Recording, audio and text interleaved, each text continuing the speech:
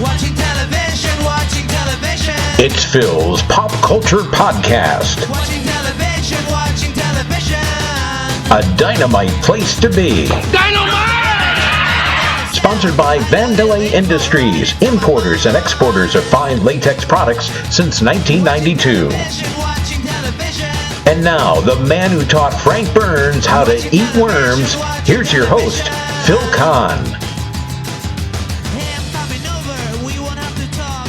Let all the bright lights come out of the box. And thank you, John Meany, wherever you are. John, I think you're really going to enjoy listening to today's edition. My guest is a classmate of ours from Saratoga Springs High School in upstate New York, Chris OLeary. Since graduation, Chris has gone on to a long and storied career in stand-up comedy. He's also a prolific painter and a fellow podcast host of RADIOLEARY, a long-running show that includes his brother Sean OLeary, who also happens to appear on today's program. So let's dig out our caps and gowns and take a stroll down memory lane with the OLeary brothers. Hi, Chris and Sean. Thanks for being on the show. Well, thank you, Phil. Let me just say that it is an honor, a privilege, a deep, meaningful pleasure, and what was it? What else did you ask me to say? Oh, no, you blew it. You blew it. You weren't supposed to say I fed you these lines, damn it. Oh, right. No. It was all my idea to say that stuff. Yeah. Well, it's a particular thrill to interview you in particular, Chris. Sean, I actually just met for the first time a couple of minutes ago on the phone. But, Chris, you and I go way back. We were classmates at Saratoga Springs High School. We go back at least, 10 or 12 years? 10 or 12 years, yes. 10 exactly. or 12, yes. As far as anybody out there knows, it's been about 10 or 12 years. But I want to take folks back to that time. I remember... Oh. You don't want to go back You don't want to go back? What a time it was, Phil. What a time indeed. Now, I remember you were a funny kid, but I remember you more for being a fantastic artist. I remember you and your buddy Russ Duquette used to draw really cool superhero pictures and so on and so forth. And I know you still do artwork today, and we can talk about that. And then we'll also get Sean involved to talk about RADIOLEARY, your podcast. But first, I want to ask you, how did you get involved in stand-up comedy? Well, let me just say that drawing the superheroes in high school was the most effective way I could think of to avoid getting laid. And boy, did it work. I'm like, what can I do to avoid having meaningless throwaway sex with all these hot girls in my class? I got it. Here's what I'll do. I'll draw pictures of Batman. It is girl repellent, let me tell you. It is girl repellent. If I could do it again, Phil, yeah, I'd probably do the same thing. But so how did I get into stand-up comedy? Yeah, I mean, the thing is that what happened was, I kind of lost touch with you after school. I had no idea where you were. And then one day I was at Saratoga Comedy Works back when it was at the Holiday Inn on Broadway in Saratoga. It's since moved to another location. But I walk in, and there you are. You're like the headliner of this comedy show, and I'm thinking, oh, my God, I had no idea you got into comedy, and you actually used me in your act, which was kind of cool. But tell me, how did you get involved in that? Oh, wow. Okay. Well, you know what? What? I was never the class clown, but I was, as someone else once said, I was the guy who gave him the idea that would get him in trouble. Yeah. So I stayed behind the scenes, but I was always a lover of comedy. I collected comedy albums when I was a kid that you didn't really have any other recourse to find the work of comedians. You could stay up and watch The Tonight Show. Yeah. Or you could buy albums at the store and come home and listen to them again and again. And that's what I did. I had quite a collection of comedy albums. I had Cheech and Chong. I had all of the Steve Martin albums. Me too. I love those. Oh, they were great. And most meaningful to me were the Monty Python Flying Circus albums. Oh, absolutely. Those were so dense and so rich in comedy and silly and complex at the same time. They were an eye-opener for me. And that also went to the Firesign Theater. The Firesign Theater, a lot of people today don't know who they are. They were brilliant. Who are they? The Firesign Theater were the American equivalent of Monty Python. They were strictly a radio and record group. They were just oral only. There was no tape, no film, nothing like that. And their albums were groundbreaking. Don't Crush That Dwarf, Hand Me Those Pliers was a great album. We're All Bozos on This Bus.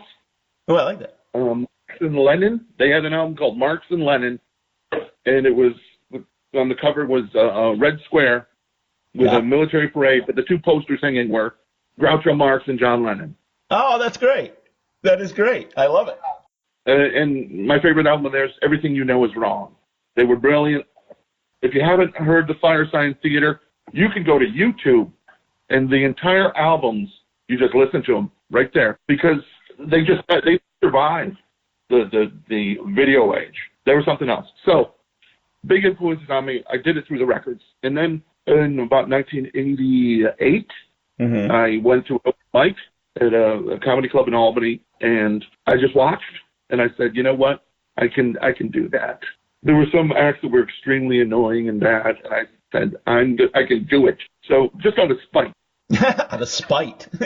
Most of my comedic drive has been out of spite. Mm. But so I started there, and it was just a few months before people started booking me pro.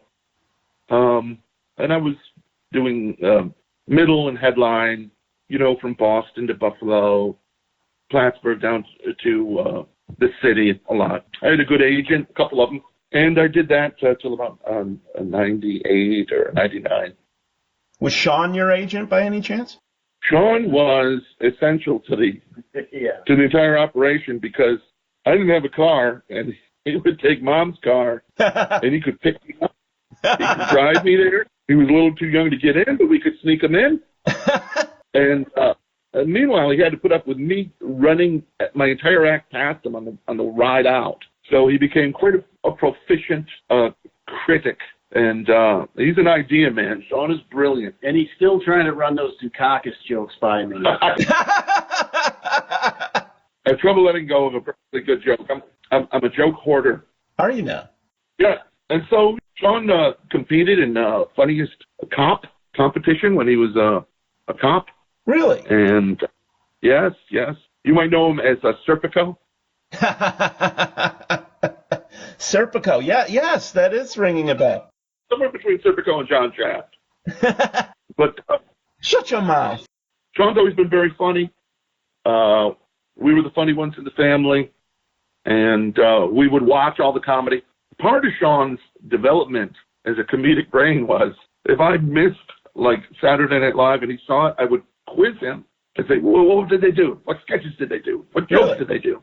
Yeah, and he'd be like, I don't know. Let me see. Okay. So Belushi comes out, So here we are, top of the world. And we've been doing RADIOLEARY for about 2 years. We're closing in on 100 episodes of 90-minute episodes.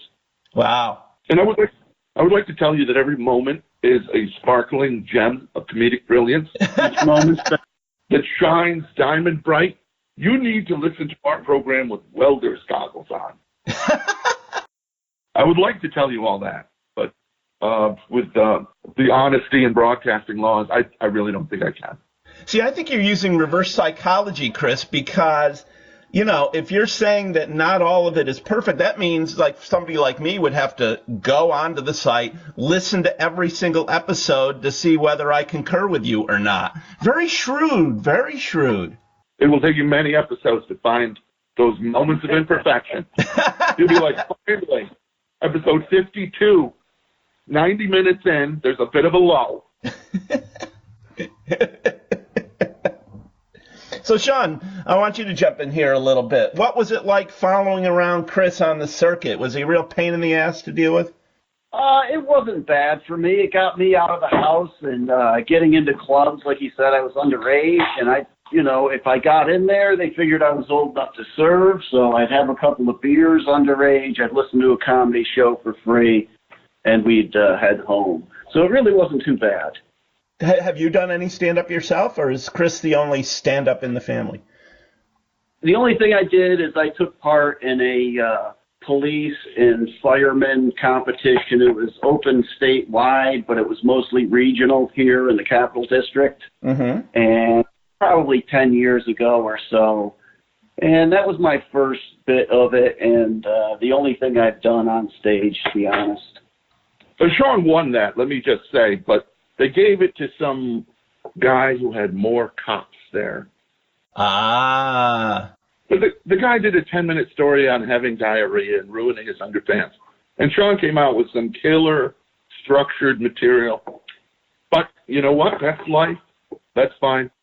But Sean has an act ready to go. Yeah, I've got a lot of material written about police work since I was a police officer for 20 years. Yeah. And I kind of put the funny side of things into my stories, or some of the stories are just funny in themselves that are actually happened. Well, give me one. Give the audience one of the good ones. All right. Well, quickly, I handle a lot of calls as a police officer, one of which was a suicidal woman we get a call on. It's a third-hand report, but somebody's afraid she's suicidal. Oh, this sounds hysterical already. Yeah, just wait, it gets better. Go to the front door, nobody answers, but I hear a car engine running in the garage. So I got to go around to the side. I force open the door. There's the woman. I see a hose going into the window. She's slumped over the wheel. I thought, oh my God, she's dead. Turned out she was just exhausted. Boom. That's good. Has anyone ever died on your watch? Well, that's the first thing, is I always made sure that nobody was going to die on my watch, because it was a pretty nice watch. Now, Chris, I got to ask you something. You had mentioned earlier that when we were in high school, you struck out with a lot of women because you were such a nerdy, geeky, superhero kind of guy, superhero drawing kind of guy, I should say. Now, one of the things I was going to say is that one of my former podcast guests is a mutual friend of ours named Kevin Downey Jr., who was once a quarterfinalist, I think, on America's Got Talent. And I know you two guys have worked together. And as a matter of fact, word on the street has it that you guys are more than just friends. I actually have a picture of you where you're like, he's kissing you. Is there something you want to announce on the program today? Phil, you know me. I don't like labels. All I can say is it's a wild, wild world out there. And Kevin has an irresistible charm that's hard to pass by. The hair that looks like Donald Trump had been through a dry cleaner, You can't say no to that hair. I don't know if it's his crazy right-wing attitude or his infectious smile, but you know what? We're just friends.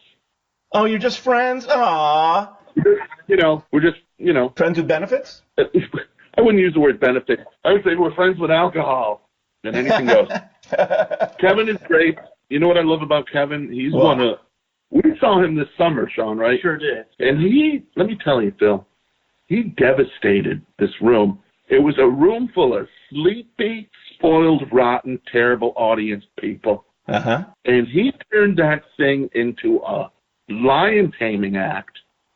And he just started to rule that room, and he woke them up. I love it. And they came to life, and he steered it with like a boat captain through rocky shoals.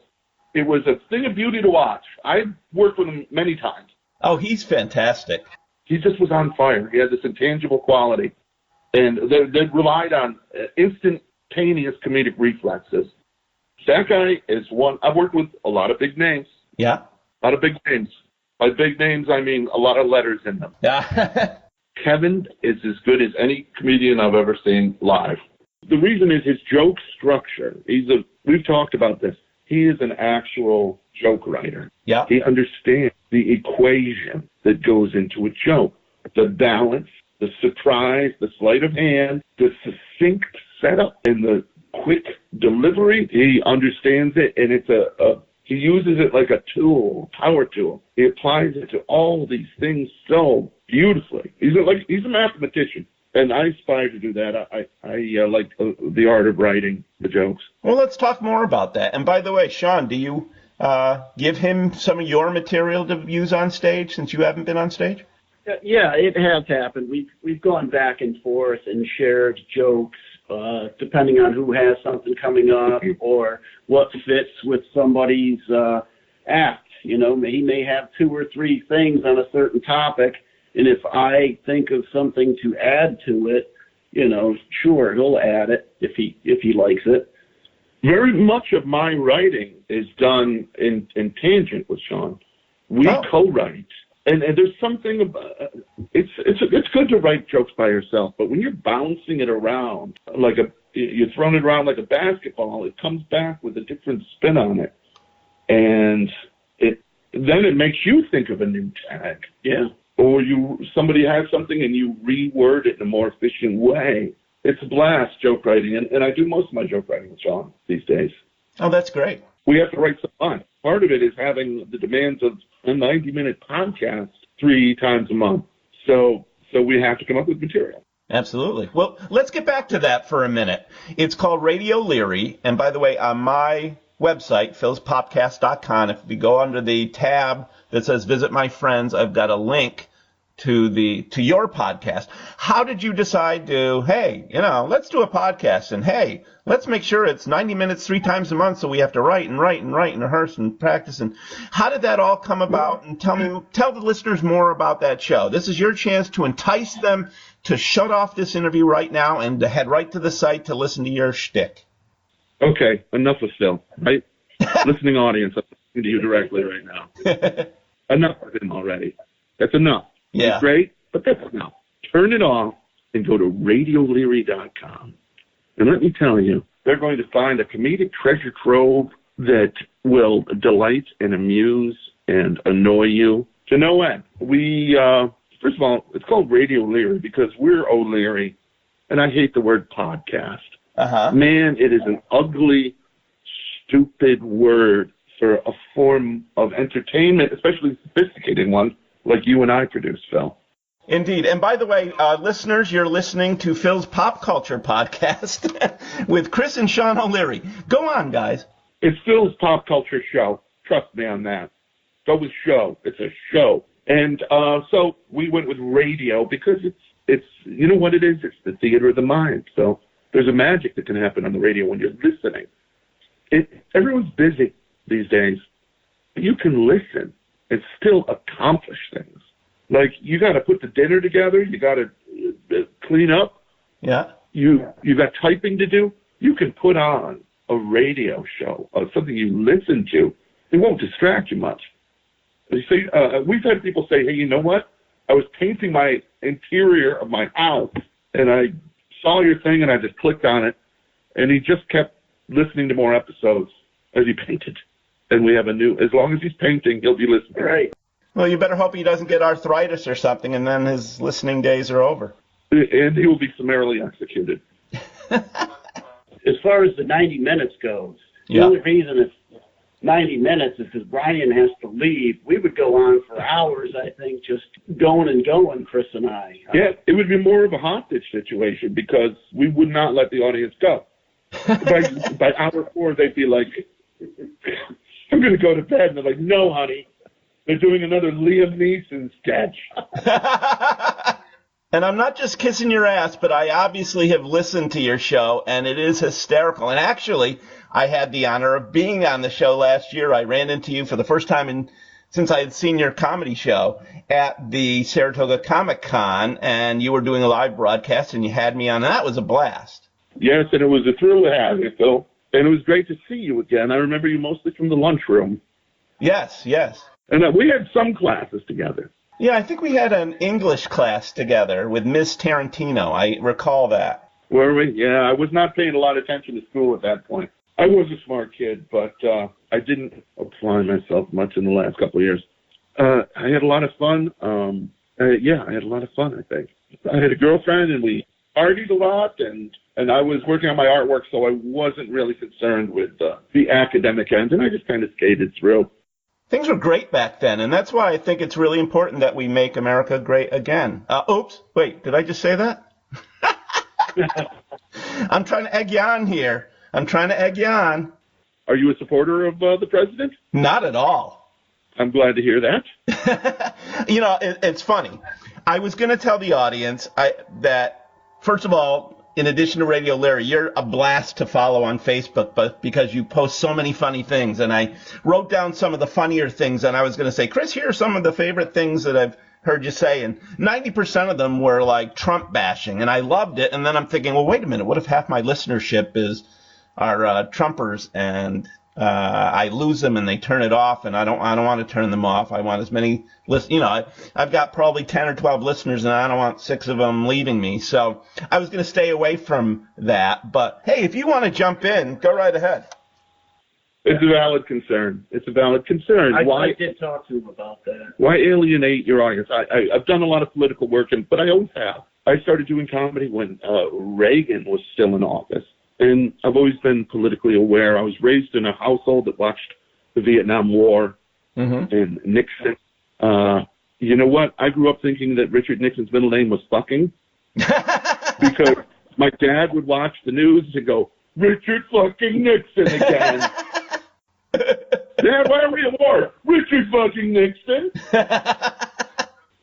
So, okay, I'll remember that. And that was fine until one day in school, the teacher asked, does anyone know what Richard Nixon's middle name is? My hand shot up, and I got this one. Yes, Chris. Richard fucking Nixon. And suddenly, like a room full of 30, 12-year-olds, the air, you could hear the whoosh as the air was sucked out of everybody's lungs. And so the teacher was a little flabbergasted. She goes, no, Chris, his middle name starts with M. I said, oh, right. Motherfucking. Motherfucker. I knew you were going to say that. It's your motherfucking name. Oh, that's great. So I repeated that here several times. Well, one of the favorite things that you wrote on Facebook recently that I laughed about that is involving Trump. Since we went there, we might as well stay there. I thought it was cute. You said, a lot of people think Trump is a complete idiot, but I think this week he proved to everybody he's a real Sharpie. Well, that's in the wake of his weather map alteration. Phil, did you ever think you would grow up to live in a world where the president was so stupid he thinks he could just take a weather map, draw new lines on it badly with a magic marker, go, see, I wasn't wrong about the weather. Here's proof. Let me say this, and this I think everybody can relate to this, both right and left. Yeah. I'm just tired of hearing the word Trump. Yeah. I'm tired of it. Trump. Everywhere you go. I'm just tired of the sound of it. It's the sound, Phil. Trump. It's this percussive, dumb, dull thud. Trump. There's nothing bright or hopeful about it. It's Trump. You know what that sound is? What? That's the sound. If you ever watch like a Martin Scorsese movie, Yeah. where the mobsters pull up to a guy on the street who owes them money and they grab him and they stuff him in the trunk. Trump.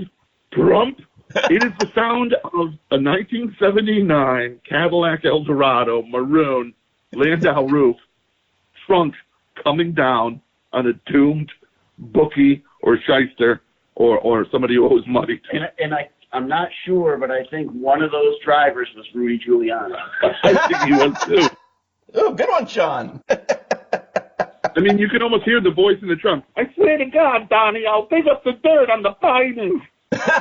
I'm good for it, I swear. I'll pay you by next Friday. We're taking out the Mar-a-Lago. You know Mar-a-Lago? You know what that means? It's What? Spanish for Lake of Treason. I had no idea. I didn't know that. See, not only are you humorous, you're also an educator. You enlighten people. You teach them things. We take our responsibility. We're trying to get a government grant to be listed as children's programming. Listen, ladies and gentlemen listening, if you do not like my talking about Trump this way, don't listen to Phil's show anymore. Listen to RADIOLEARY. Yeah, we'll make you angrier than Tucker Carlson turning into a werewolf. Chris, you don't have to bother. They already turned it off. I don't even know why we're still talking, but, whatever. Hey, by the way, when we're talking about RADIOLEARY, I want you to plug the other people. I know the O'Leary brothers are, the heart and soul of the show, but give a shout-out to the other guys involved with the program. Boy, it's a good thing you're running this, because we'd have two angry people after this interview. Well, they're going to be angry. They're going to be angry anyway. Are they? We couldn't do it without our good friend Ryan Anderson, who, much younger guy. He's like barely 30, and he's a young comic, and he invited me on his podcast once. We had so much fun, we decided to do this project as well. So he's terrific. He's young. He's woke. He's a handsome dude. Why is he plural? That's what I want to know. I want to know, why is he plural? You know what? We've asked him that, haven't we? Yeah. He doesn't have a real good answer to that. Yeah, the last name is Andersons, not Anderson. That bothers me. I'm sorry. I think maybe he might have been a twin that one absorbed the other one. Oh, That's a possibility. We're thinking he split between this realm and another. We're thinking that perhaps the Dark Lord Satan controls his actions, and he may be part of a legion of Ryan throughout the country. But wouldn't he be, if your theories are true, it wouldn't be Ryan Andersons, it would be Ryan's Andersons. Both would be plural. Yeah, well, that would make him sound really Swedish, too. Ryan's Andersons. He doesn't want to give it away. Yeah, it's like, you have hints as to his multiplicity? Multipliciality? Multipliciality? Oh, that's like strategery. Yes, strategery. Remember the days when he was the dumbest you thought a president would ever get? I know. Who knew that people would now look back and think of him as so erudite? Oh, yeah. George Bush looks like Frederick Douglass as far as oration skills go. So, God help us all. The world has gone to hell. We're trying to hang on to a little bit of sanity on our show. We do a lot of parodies, a lot of satire. Tommy. Oh, Tommy. There's this guy Tommy on our show, too. He's our cousin. I met Tom Richmond. You did? Yeah, Tommy's a wild one, man. He's dating a woman who was friends with Jimi Hendrix. He's a big Jimi Hendrix guy. No way. And he's gotten absolutely as close as you can to Jimi Hendrix humanly. She was friends with Hendrix, and she's super cool. Tommy's of the spiritual end of things. He does a lot of meditation. And he thinks he's more enlightened than everybody else, but I don't know.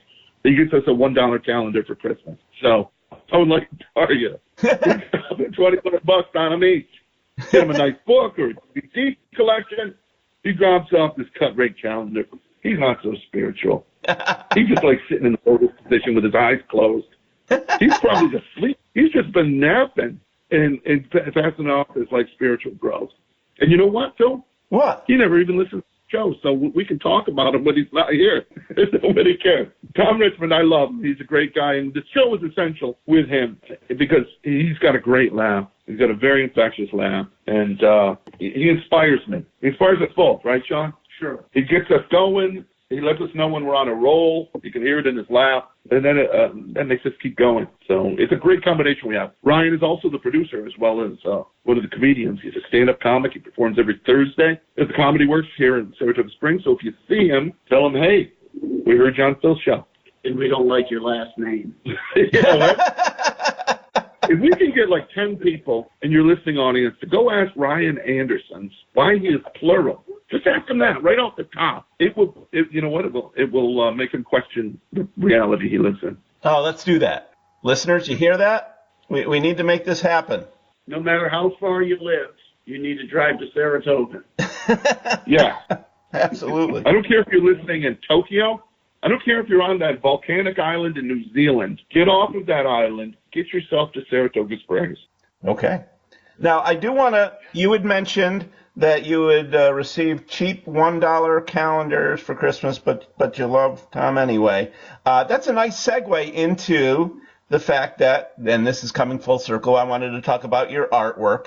You just came out with calendars. I know you sold out on your first round of them, and you're doing a second round. I think your Facebook group is called Art is Dead, and it's a lot of Grateful Dead themed paintings you've done and so on, and you've done other paintings. Why don't you tell the world about your artistic endeavors, Chris?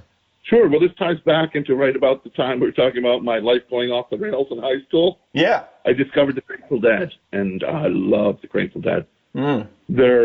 There's something else. Either you get them or you don't. It's like a virus. And most people are immune, but if you get it, oh, man. They're basically a jazz band, but they mix bluegrass and rock and roll and world music all into one with the emphasis on improvisation. And they tended to get better and better every time I saw them. So pretty soon, you're on the bus, and I'm catching as many shows. Where we live, it was ground zero because the Dead played all around here. Yep. For a San Francisco band, they played in Saratoga every year. They played in Glens Falls and Albany and Ithaca and an ever-widening circle. Syracuse, Rochester, Lake Placid, Middletown. They played at SUNY a couple of times, the Palace. So there was a lot of opportunity to see them. It was a great party. The music was great. And I started doing something about the band. There's a creative side, and people in the parking lots were making jewelry and selling posters and wonderful clothing they made, tie-dye T-shirts. And I said, boy, I could draw. Why don't I draw a couple posters? And I did, and I traded mostly as a way to defray the cost of going to shows when I was a teenager. But people liked them, and it was something I put on the shelf for many years. And while I was still doing comedy, though, Grateful Dead put out a comic book. Oh. And I said, you know what? Now they're talking my language. So I started doing some work for Grateful Dead comics. Oh. And it was great because Jerry Garcia selected the artist. So he selected my work. I never met him, but he selected my work. Oh, that is awesome. I never knew that. Yeah. The whole comic book was his idea. He was a big comic book fan, and he owned the movie rights to a lot of great science fiction novels that haven't been made yet. Oh, wow. So that was my involvement there, and when Jerry Garcia died, it all went on hold. But recently on Facebook, the Grateful Dead are bigger than ever. You've got Dead and Company and Dark Star Orchestra, J-Rad, all Melvin Seals, and of course Fish, very popular. Yep. The jam band scene is thriving, and so is their appreciation for art. So I started doing some illustrations and paintings, and I've made a lot of friends. It's kind of amazing. I started my own group. We have about 3,200 people, and it's inspired me to keep creating, and I finally put together a calendar, and it's, you know what? It's got all the days of the year in it, except for like the middle part of April, and about 1/3 of October isn't in there. I couldn't afford the whole year. As long as my birthday's in there, that's all that matters. So please, for the love of God, check with another source before you wake up on June 6th, because it's been like 2 weeks, man. So thanks, Phil. Yeah, I've had a lot of gallery shows over the year. I have a statue that's in front of the National Dance Museum on South Broadway at the State Park. That's yours? They show it it's mine. I've done a lot of work for the ballet, but what I'm doing now is a lot of fun. And what I do here with Sean is fantastic. Sean is famous in his own right, too, as a wordsmith. You may say things every day and not know that Sean was the first to say them. Sean, what's an example? A lot of people don't know this about me, but I coined the phrase. That is amazing. I did not know that. I bet you've used it before. Every time you say coin the phrase, you owe Sean like 30 cents. I owe you royalties, Sean? It's coins, whatever it is. Loose coins, I'll take it. That's only fair. You owe him a coin. Everybody who says it out there, send in a coin. And they better not be all pennies, or we'll know. We'll know. We'll know, Phil. I have one more question. I ask it of most of my guests, and I'm going to have to split it up between you. The question is typically, if you could have dinner with any 4 people, living or dead, and of course I always pick 4 dead people, and it doesn't matter which ones they are, because if they're dead, I get to eat all the food. But anyway, if you could eat dinner with any 4 people, living or dead, you each get to choose 2. So Chris, you go first. What 2 people would you want to dine with? Well, of course, the first, you don't even have to think about it, Charles Nelson Riley. It's number one. So Brett Summers would have to be the other one then, right? Who? Brett Summers. No. Now you're getting silly. But Charles Nelson Riley, Phil, can you imagine looking over and you go, how's the steak, Mr. Nelson Riley? And he takes his glasses and he wiggles them and he goes,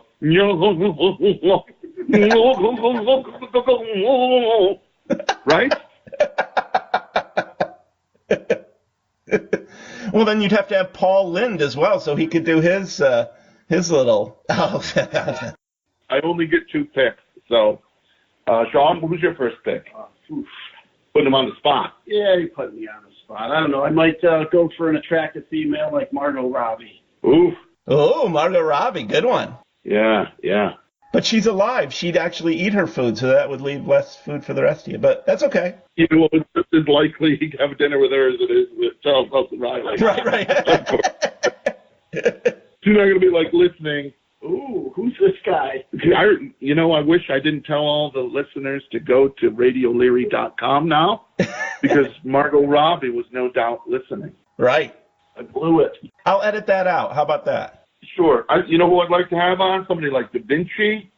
I'd like to talk to Da Vinci, but do I have to speak Florentine Italian, or is there a translation? Yeah, that wouldn't be practical. Da Vinci would be cool. Or the guy who really wrote all of Shakespeare's stuff. Oh, yeah. I would love to tell him. I'm like, hey, you wrote like Hamlet and Othello and King Lear and all that stuff. He goes, yeah, I wrote it all. People still know about my work? I go, well, they do, but I got to tell you, they think it's this bed salesman who was illiterate named William Shakespeare who wrote it all. He would be, what the flying fudge? Shakespearean language like that. Wait, that guy Bill, that homeless guy at the edge of town, he took credit for it? Yup. Exactly. Oh, man, I would love to say, I'd hate to break it to him. I'd probably go, yeah, no, they love you, whatever your name is. Well, you can't pick him because we don't know who he was. I might like to have dinner with Bob Dylan, quite frankly. Those are my 2 picks, Charles Nelson Riley and Bob Dylan. Yeah. Not Jerry Garcia, huh? Nope, he's fine, but you know what? He would probably be nodding off from, overuse of certain substances that he was fond of that led to his demise. Ah, indeed. Dylan was the genius, the greatest, the most important songwriter of the 20th century. Wow. Before Dylan, songs were about I love you, you love me. We're a happy family. Yeah, and then Dylan comes along and the songs are about everything and the human condition and suffering and injustice. So, love Dylan. Sean, you got to pick your 2. He's thinking about it. You got Margot Robbie for the one. Who's your second, Sean? I might pick Charlie Sheen just so I could ask him if he ever thought he'd be in a place where he wishes he could be me.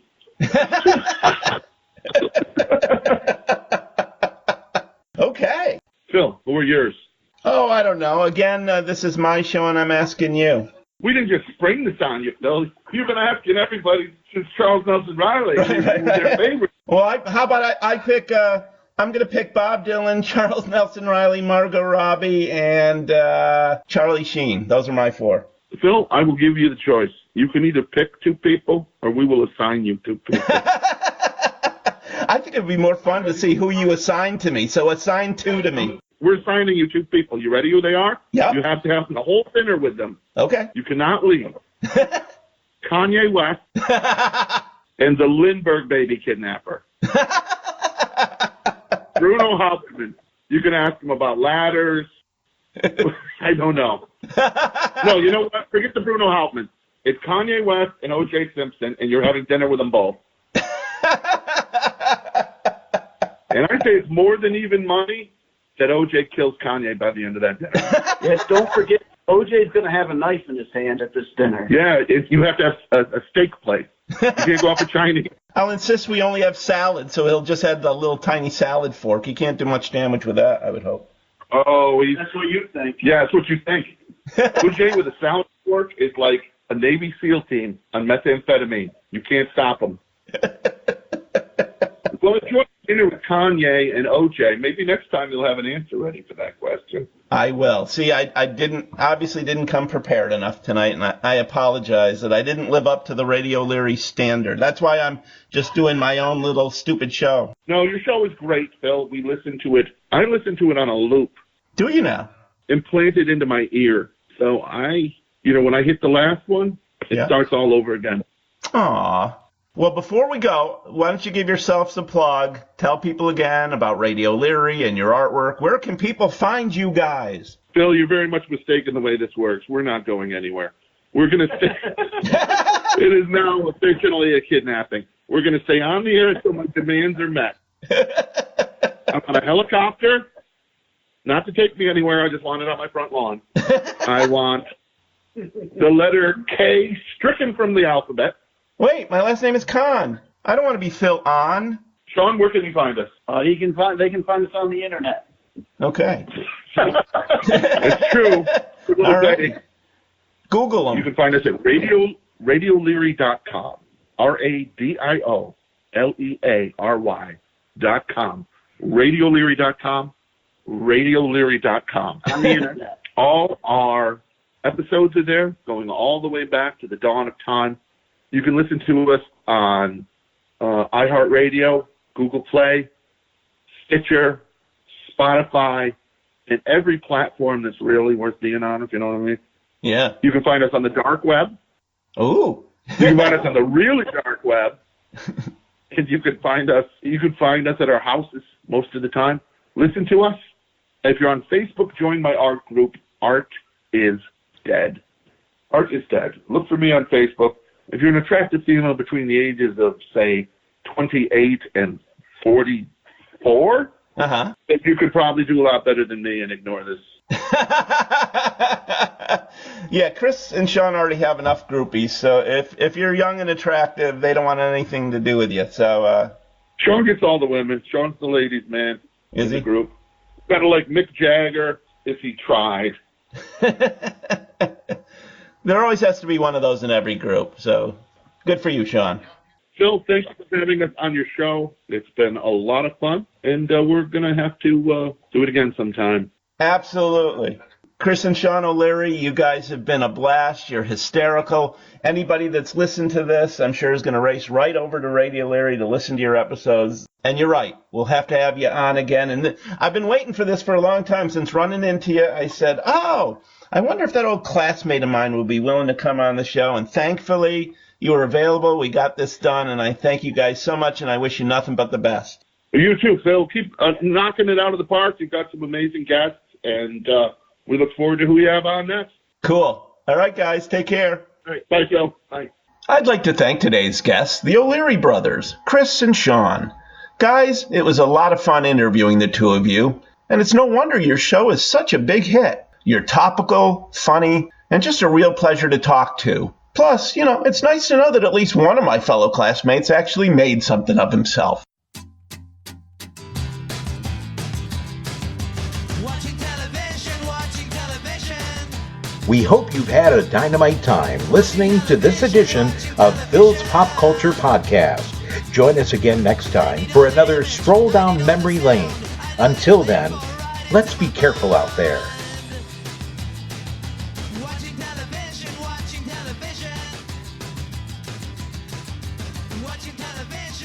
television.